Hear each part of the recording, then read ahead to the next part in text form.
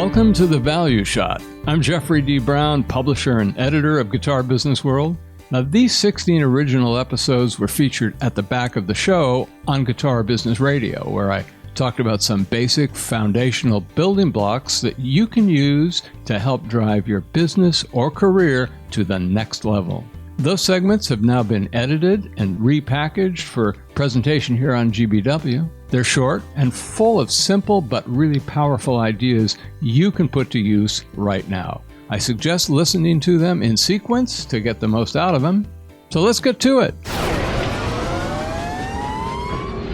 So in previous episodes of The Value Shot, I've talked a lot about simple tools and methods I use in business and in some cases in my own personal life. Things like the 3 C's, the perils of the expectation game, the difference between disagreement and offering another opinion, and of course, my criticism classification system. Remember how I've talked ad nauseum about simplicity and foundational stuff. And really, this is simple stuff when you break it down. I think that's part of the reason why this may be hard for some people to grasp, because we've been programmed for years to believe that complicated is better, and our everyday assumptions support that. As a result, when simple solutions, in this case, very basic ideas, are presented, we can easily dismiss them because they don't meet our complexity threshold, as silly as that sounds. Now, if you're thinking something like, what the hell is he talking about? Or something along those lines, and I would just have to say that quite possibly you're not taking what I say at face value. That's really all you have to do, and because many of the tools I use and recommend are just checkoffs, kind of like a true-false question. The task is easy. If you check the box, it's true. If you don't, it's false. Same principle. The main difference being we want to get to the truth, so to speak, and nothing but the truth. And really, don't many of you already use this method in your daily lives? Do you make a to-do list of some kind and check the boxes when you've completed the task? How about a grocery list? Do you do better at the grocery store with a list than without? And I know some of you will say you'd rather improvise or do it on the fly. That's fine. But I would probably offer up the alternative opinion that there will be times when winging it just doesn't work.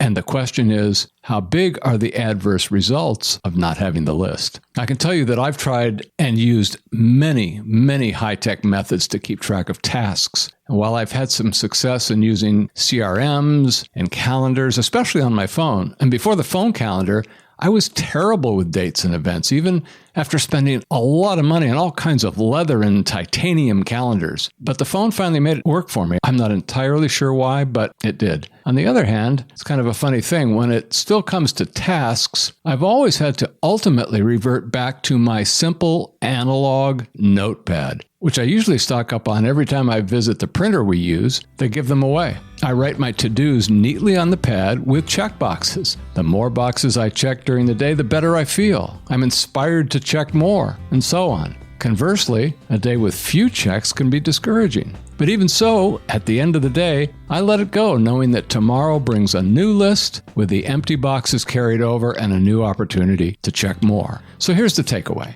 I love techie stuff, innovation, gadgetry, etc., and I gravitate to it and tend to assume that naturally those things are the solution. But really, if you can't make the analog notepad work for you, what makes you think a more complicated solution will do any better? If you don't have the focus or the discipline, it probably won't. So how do you optimize your focus and discipline? Well, that's a really big question, and I'm sure many people can expound on it indefinitely. But here's my quick take. Make it simple. The simpler things are, the easier they are to focus on. The clearer your focus is, the less likely you are to get sidetracked. Have you noticed what it feels like when your desk or workspace gets piled up with a ton of things to deal with? And the more it piles up, the less productive you get? It's kind of a variation on diminishing returns. It doesn't feel good. Now, I know some people say they thrive on that entropy of sorts. I don't always buy that, and I think for many of them it's an excuse. But think what it feels like when we take the time to clear the workspace and create some order.